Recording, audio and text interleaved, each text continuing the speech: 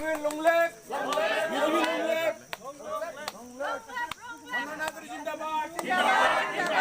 Annagar Jindabad.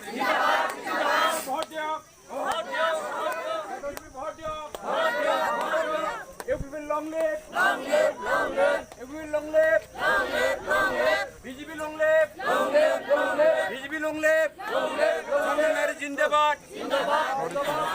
Annagar Jindabad. Pramod Jindabad. Jindabad.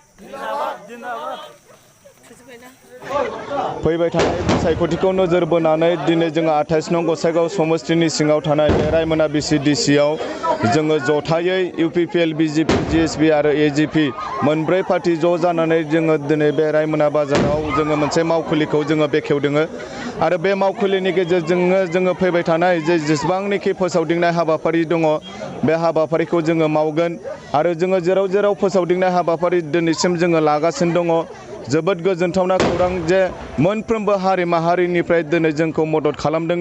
आरो बिजों रोखा जागासिनो दङ जे 28 नं गसाइगाव समस्तियाव जोंनि जे मित्र ज'ट बे मित्र ज'टआ जोङो देरहासार जाफुंनो हागोन फैबाय थानाय विधानसभा जेराव नोंथाङा देरहासार जालाङोबा पाब्लिकफोरनि थाखाय मा हाबाफारि मावनायनि थांखि लादों बे बिसायख'थियाव जुदि आङो रायजो राजानि आशीर्बादखौ लानानै मददखौ लानानै गुबुन गुबुन हारिनि मददखौ लानानै जुदि देरहानानै थाङोबा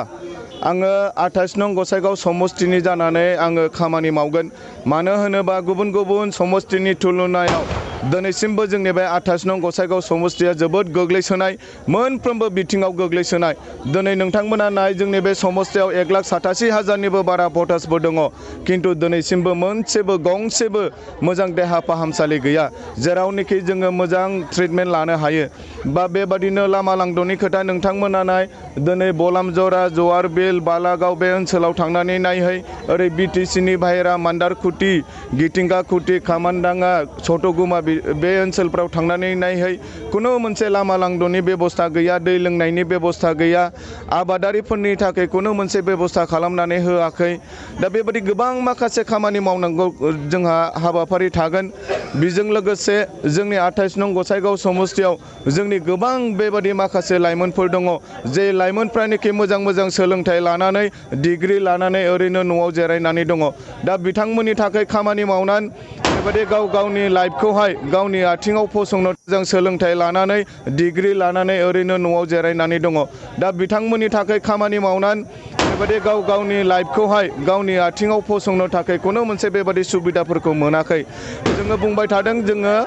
आसामाव सरकार दाफिनोबा जिहेतु दा BTCआव अलरेडि जोंनि मिलिजुलि सरकार दंखासै बै लाइमोनफोरनि थाखाय जोङो स्किल डेभेलपमेन्टनि थाखाय बेवहाय सेन्टार खुलिगोन जे सेन्टारफ्रावनोखि जोंनि लाइमोनफ्रा ट्रेनिं लानायनि गेजेरजों गावनि आथिङाव गसंनो हानायनि मोनसे राहा लामाफोरखौ खालामनानै लानो हागोन मैयासो 26 अक्ट'खालि NDFनि मोनब्रै फेक्सना मैया थांनाय मोनायावहाय जे बुंथिदों BPFनि बिजाथि माजेन्द्र नार्जारी बिथांखौनो हेफाजाब होगोन होननानै बिबुंथि लाखिदों बिनि गेजेराव नोंथांनि माबा एफेक्सन जागोन नामा बेवहाय सोर मा बिबुंथि होदों आं बेखौ बुंनो थाङा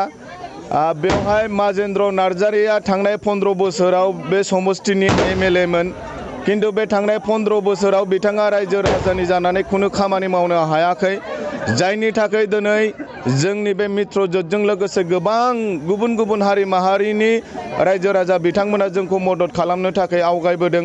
दिनै आदिबासि संगठनफोर बयबो जोंखौ मदद खालामदों नोङो राभा गार' नेपालि जेसेबां दङ बाङालिफोर बिहारिफोर राजबंशीफोर BTCनि बाहेरा जेसेबां दङ आरो जोंनि बे 28 नं गसाइगाव समस्तिनि सिङाव थानाय जेसेबांनाखि गुबुन हारिफोर दङ बयबो दिनै आंखौ मदद खालामनो आवगायबोदों दा बेवहाय माजेन्द्र नार्जारीया फैबाय थानाय बिसायख'थियाव जे जेनगोन बियो रोखा मानोना बिथाङा थांनाय 15 बोसोराव सासे MLA हिसाबै जेखिनि खामानि मावनांगौमोन बे खामानिखौ बिथाङा मावनो हायाखै BPF हान्जानिनो माजेन्द्र नार्जारी बिथाङा जे बुंदों जे समनाथ नार्जारी बिथाङा दासिमबो राजनितिनि फोथाराव सोलोंनांगौनि गोनांथि दङ बिनि सायाव सारा मा बुंगोन सोलोंनांगौआथ' गोबां दङ बेखौ आंबो गनायो किन्तु दिनै सोलोंनांगौ बुंनानै आङो ओरैनो थायाखै सोलोंबायबो थादों सोलोंलांगोनबो मानोना बे कन्टिनिउ प्रसेस बेवहाय आंहा जेबो बुंनांगौ गैया किन्तु बियो रोखा जे 28 नं गसाइगाव समस्तिनिफ्राय देग्लाय BPFआ बिदाय जासिगोन, माजेन्द्र नार्जारिया बिदाय जासिगोन। Thank you.